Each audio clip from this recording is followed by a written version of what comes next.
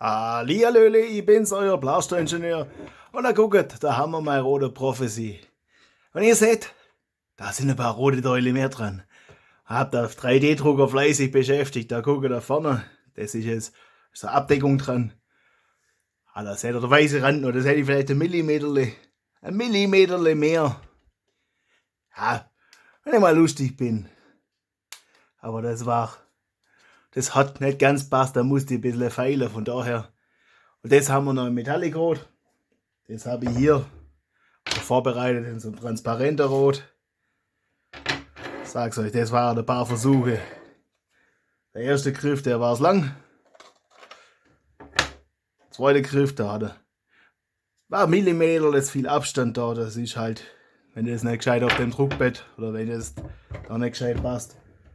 Habe ich beim dritten Griff vergessen, die Mutter zu designen. Und dann habe ich da gedacht an meiner Gegenstück. Beim ersten Mal habe ich da vergessen, dass es das ganz nach hinten gegangen muss. Da ein bisschen, das mag ich mal nicht ganz, aber da ein bisschen Aussparung braucht. Das hat beim ersten Mal gefehlt. Da ist das halt nicht ganz aufgegangen. Beim zweiten Mal hat mir das Laser irgendwas versaut. Ach, das sind Haufen Fehldrucke. Und ich sag's euch, das Magazin, das ist, weil das Ding da nicht gescheit hebt das Magazin bloß mit dem. Wir sind da etliche von denen da unter kaputt gegangen. Das habe ich auch zuerst in einer anderen Farbe ausgedruckt. Also, ja, das sind wir. Aber das ist jetzt ein paar Mal runtergefallen, weil da ist immer bloß das Ding da kaputt gegangen. Da fällt ja bloß eine Kante, da fällt eine ganze Ecke. Ja, das habe ich so rumdruckt und da war da die Stützstruktur, es hat das nicht gescheit passt. Und das habe ich dann so gedruckt. Und mal die nicht ganz so schöne Seite nach vorne, aber das passt trotzdem. Da weiß ich nicht, ob ich das irgendwann mal. Ab der Zeit sowieso bloß eine Feder für das Magazin. So, das ist. Seht ihr, da ist eine Feder drin. Und das Magazin habe ich bis auf den Folger da. Das habe ich fertig. Da verlinke ich euch. Wenn ich dran denke, von Thingiverse, das unten. Der Rest habe ich selber entworfen. Das verlinke ich euch nicht. Das habe ich noch bisher noch nirgends hochgeladen. Und habe jetzt auch, können wir jetzt von meinem Riken CS6, da können wir uns auch ein Orange-Magazin rauslassen. Das habe ich jetzt recht schlicht gestaltet, weil ich dachte, ja, probieren wir mal, ob's Gott. Und ich habe es mit der nicht getestet, aber mit meiner anderen Prophecy. Und Gott, da seht ihr, mein erstes Magazin.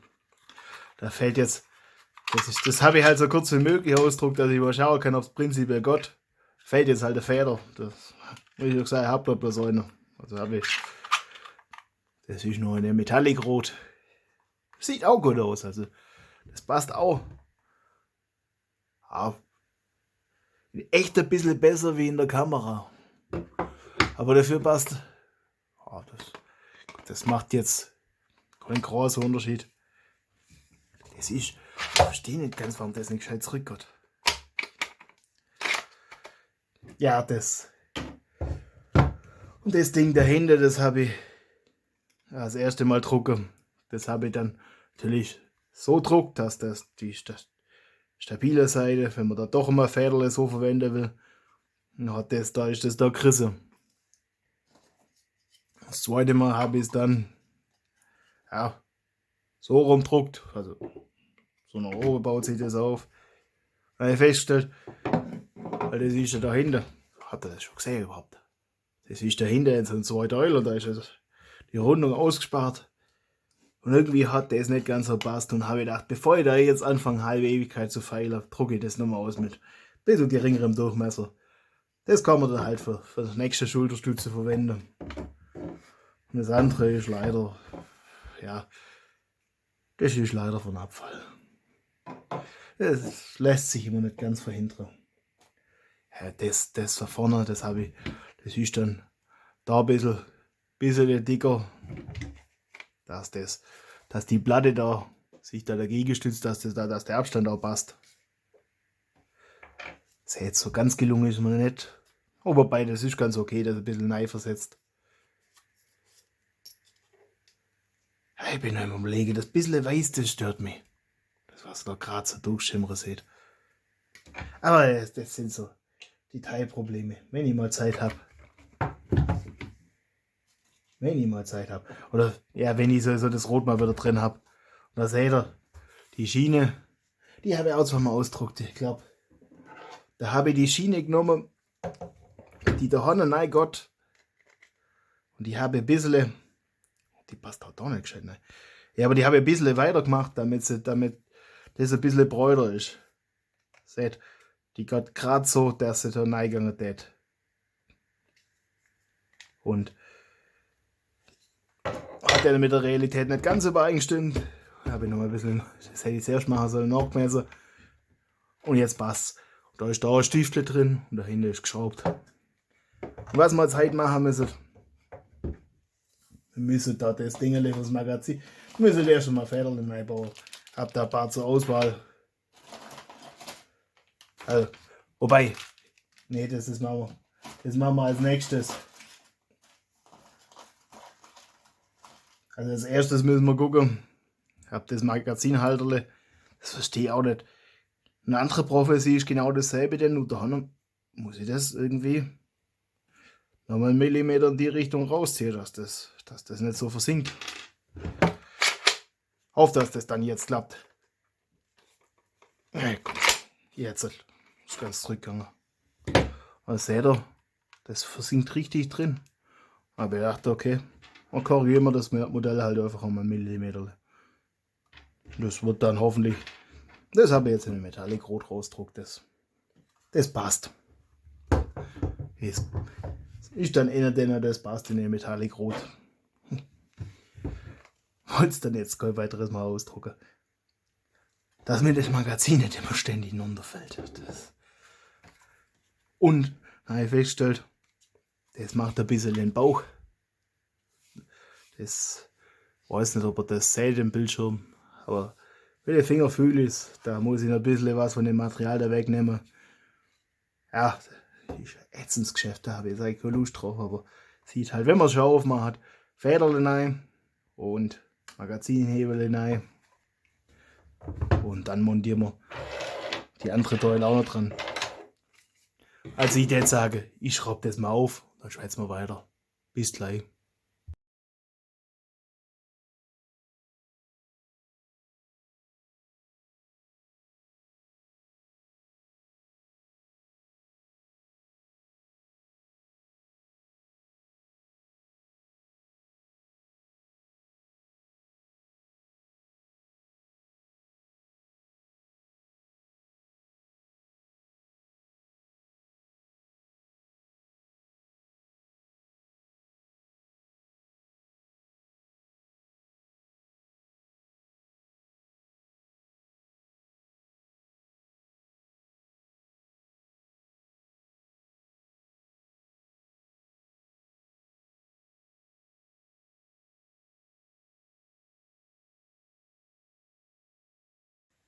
Ja gut, jetzt weiß ich ja, warum das in der einen Prophecy funktioniert hat und in der anderen nicht.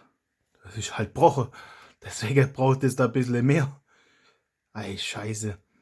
Ist das Material ein bisschen schwächer wie das? Dann müsste ich das so rum so liegend drucken. Das wird natürlich. Da ist oben der Kopf nicht mehr ganz so ideal. Das. Puh, das ist die Scheiße. Muss ich gucken, weil dann bringt mir das Modell gar nichts. Das habe ich in der andere. Das sind andere Prophecy auch so druckt. Weil das ist jetzt so da hinten, also wenn wir Druckbett da hinten haben, ist das so druckt. Das ist halt, ja, das müsst ihr eigentlich so drucken. Aber da ist halt der Stift recht schwach. Ich glaube, das war der Grund, warum ich das so stehen gedruckt habe. Ja, das taugt natürlich jetzt nicht.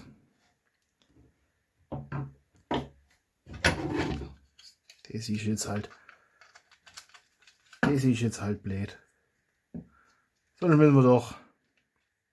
Und der tut es mir nicht arg weh, wenn wir da das orange Teil nehmen. Also jetzt müssen wir erstmal da hin das noch ein bisschen runterschleifen und das noch ein bisschen schön machen. Und dann gucken wir, dass wir das dann Schmirgelpapier schön machen. Ich überlege mir jetzt kurz in der Pause was. Muss jetzt die ganze Teig kommen vom Tisch. Seht ihr, das habe ich auch schon getauscht. Das Rot ist recht sensibel. Das ist einfach nur jetzt, weil ich das gerade ein bisschen über den Tisch gezogen habe. Das war auch ursprünglich nicht, also da kriegt man ganz schnell Macken rein.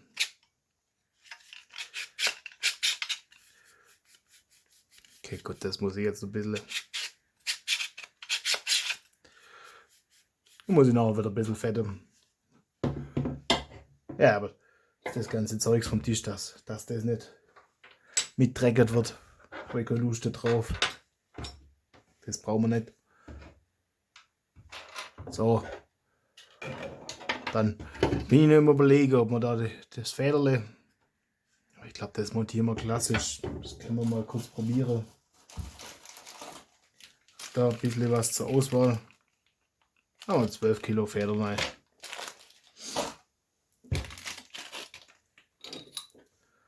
Das müsste jetzt dann so.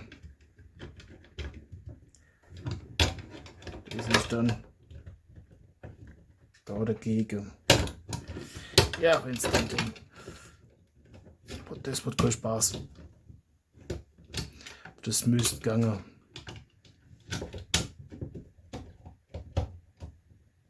Ja, das müsste gehen. So. Da fällt jetzt natürlich der Catch oder das Ding, was halt da zum Eiraster. Aber das brauchen wir jetzt für den Vorversuch mal nicht.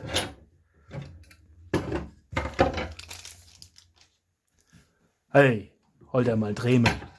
Schleifen wir das schön. Und wenn es nicht schön wird, dann machen wir da außen was drauf. Ja, das habe ich jetzt da noch angezeichnet. Wenn wir dann doch irgendwann mal. Aber das lassen wir fürs Erste. Wir wollen Dremel. Wir schleifen, wir haben ein bisschen Staub. Da seht ihr. Das ist auch noch kurz der Hinweis, da habe ich so mit dem Lötkolben reindrückt, der Quinte, das ist ganz praktisch. Und das hält man die Schulterstütze dann fest. Das ist ganz praktisch, sowas. Kann man immer mal wieder brauchen. Also dann, ich schleife. Ihr schaut euch jetzt im Schnelldurchlauf an. Bis gleich.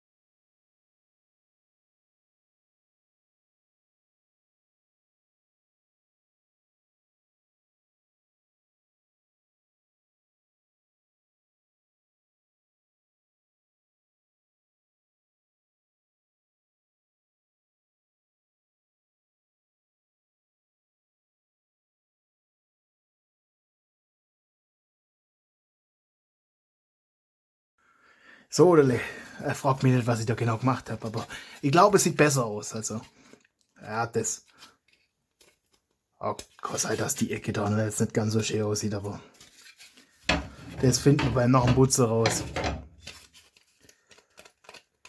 Ah, irgendeine Kunststoffpolitur oder sowas, aber unter was weiß ich, wesentlich länger Schleife und dann wäre es vielleicht perfekt worden, aber ja.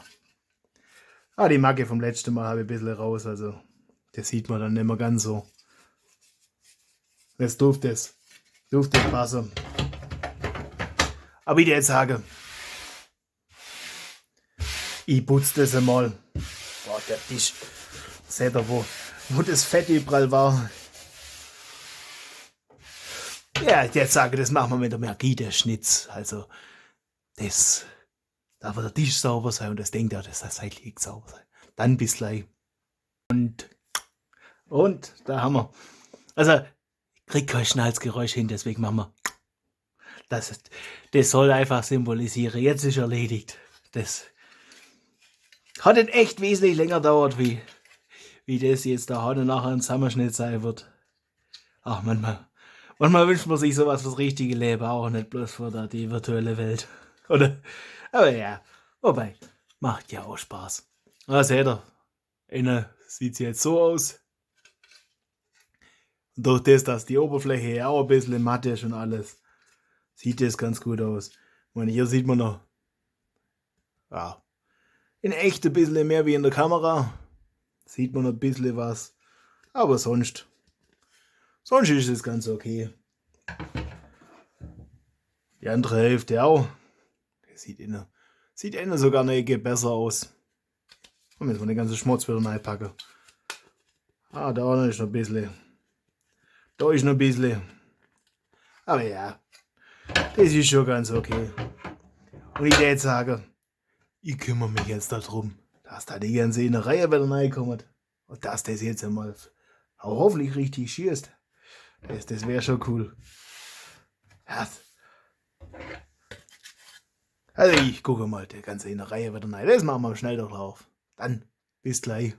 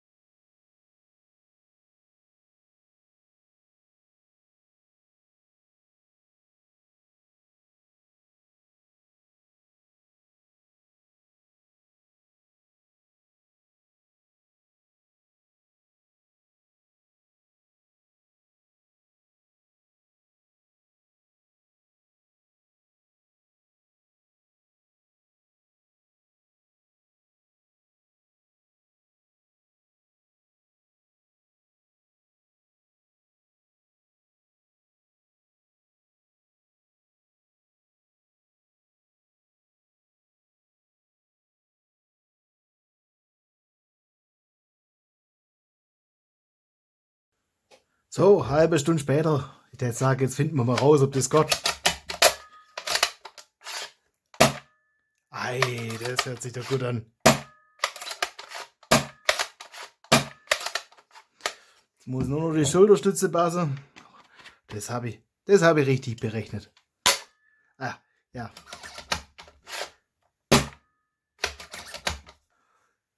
Und das geht jetzt auch ganz zurück.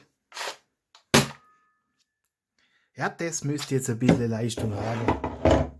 Das ist immer, da wundere ich mich immer, wie lange das dauert, sowas zusammenzuschrauben, aber das ist ein schönes Geschäft. Es macht Spaß. Das ist jetzt da nicht, das muss ich immer neu einschleifen, das ist ein bisschen. Da ist ein bisschen viel Schmutz drin, aber auch Kunststoffreste. Das ist vielleicht nicht ganz das ideale System, aber ja. Das schleift sich ein. Ich würde sagen, ich hole jetzt mal was zu putzen, weil das machen wir oben zum einen mit dem Stifter fest, mit der Schraube dahinter, aber zum anderen machen wir da ein doppelseitiges Klebeband auch noch hin. Einfach, weil wir es können. Da fehlt noch was.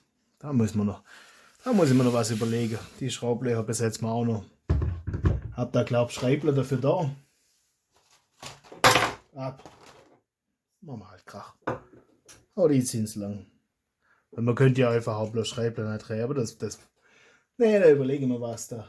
Lass ich was aus dem Druckerle raus. Das kommt noch. braucht er immer Stück für Stück noch ein bisschen weitere Projekte. Und ich würde jetzt sagen, ich schraube dann mal den Rest zusammen. Schau, dass ich ein bisschen das Fett wegmache, dass das doppelseitige Kleber da hebt.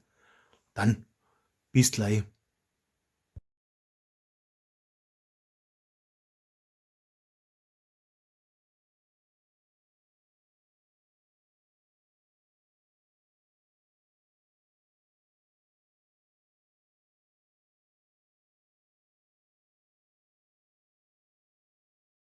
So, Odele, jetzt ist fertig.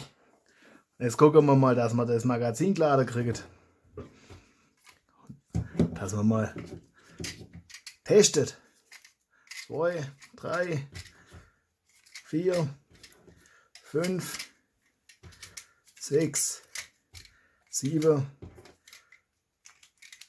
8, 9, 10, 11 und 12 sind es.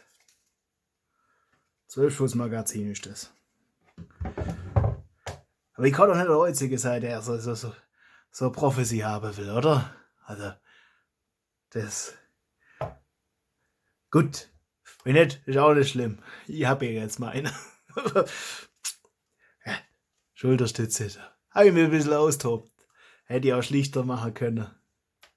Ich meine, da kann ich ja jetzt viel machen. Das ist deutlich ja von dem getrennt. Gut, das ist klebt, das halt hebt.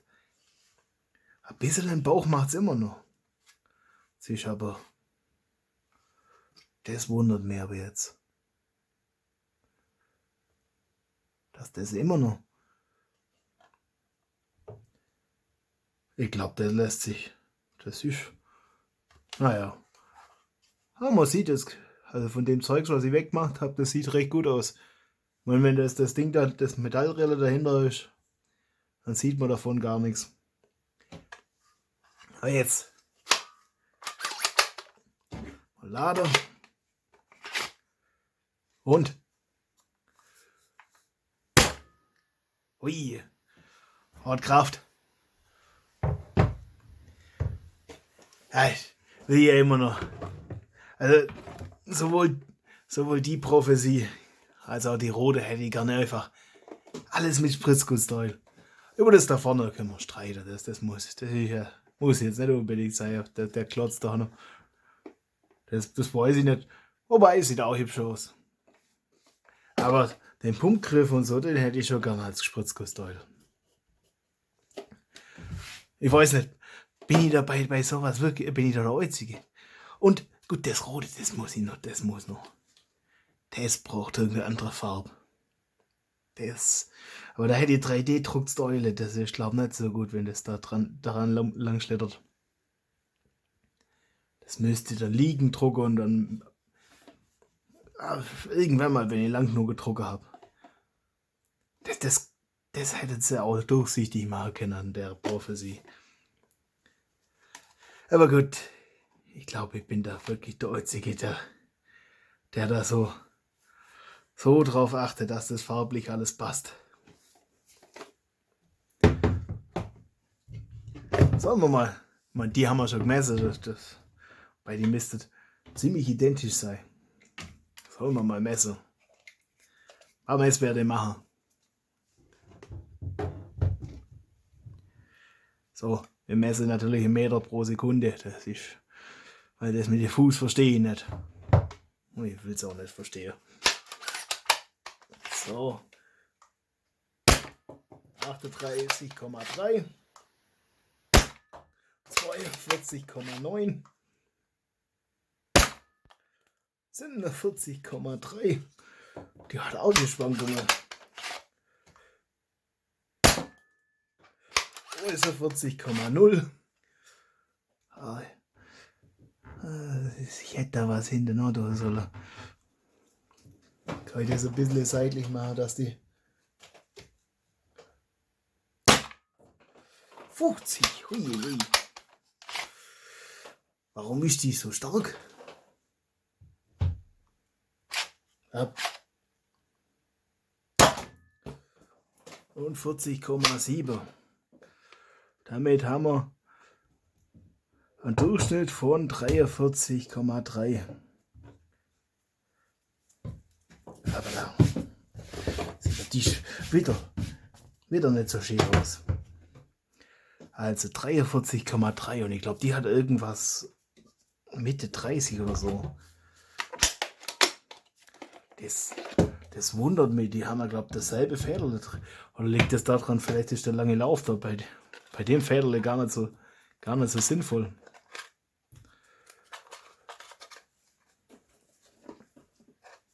Oh, die ist hier leise. Wo ist 2, 3, 4, 5, 6. Also wir haben, was haben wir?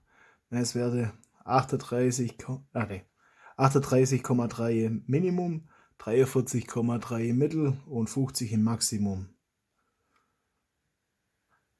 Notiere 43,3 im Mittel, das vergleichen wir.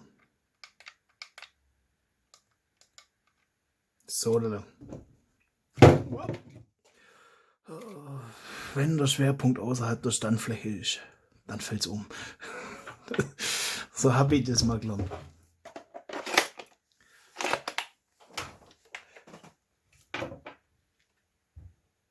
Ja, was ist das? Ich glaube, das macht es jetzt nicht, dass das umgefallen ist.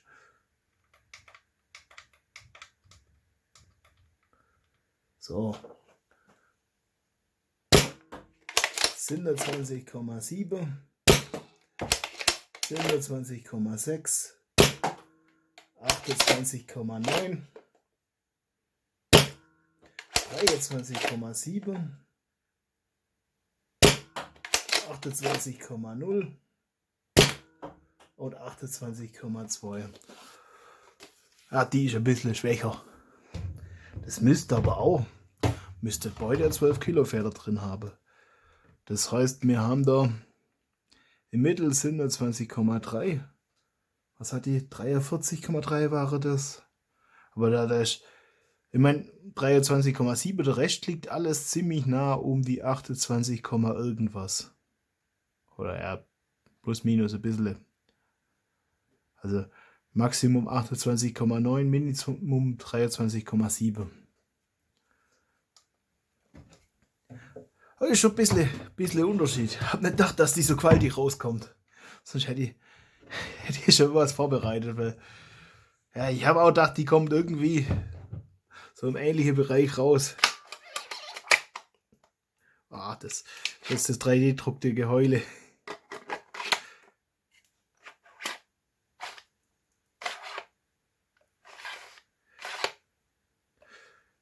Ja, will sie jetzt nicht nochmal abfeuern. Das ist, vielleicht kriegt ihr das mal mit bei der. Das Klicken ist halt schon der Hammer.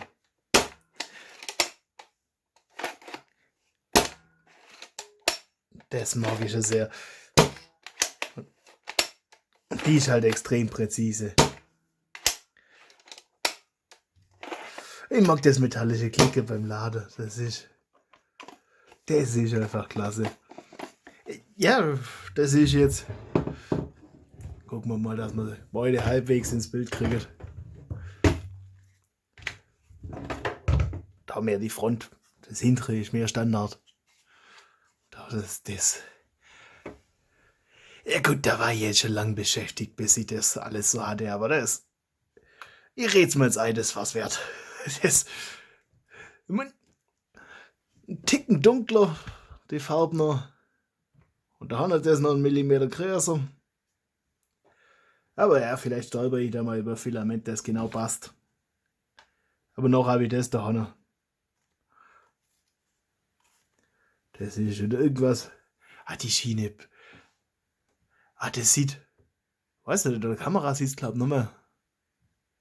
Sieht ja so ein bisschen heller aus. Ist der Kontrast ein bisschen höher, glaube ich. Bin ich mir nicht ganz sicher, ob das jetzt mit meinem Auge der höhere Kontrast ist oder weniger. Das bin mir da noch unschlüssig. Ihr werdet es sowieso nicht nachvollziehen können. Ja, da war irgendwie das letzte Mal ein bisschen enttäuscht für die Prophecy, so am Ende aussah. Und jetzt bin ich echt zufrieden. Das ist Vor allem jetzt ist meiner. Also, das ist jetzt was. Hab ich so, sonst niemand. Und ist halt schon ganz Ecke kürzer. Und wenn man es da vergleicht, sind jetzt, gut, da ist ja das BK schon ein bisschen kürzer. Aber auch so das Ganze, das hört da vorne und im Griff zusammen. Da vorne schon Ecke kürzer auf.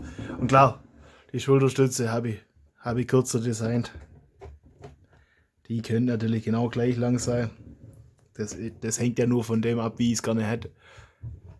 Aber die habe ich ein bisschen kürzer haben wollen. Weil ich habe mir gedacht, wenn das ganze Blasterle schon kürzer ist, dann mache ich da jetzt nicht einmal die Schulterstütze noch. Das ist gerade so, dass es noch komfortabel ist. Oh, jetzt ist ein cooles Blasterle. Und ich würde sagen,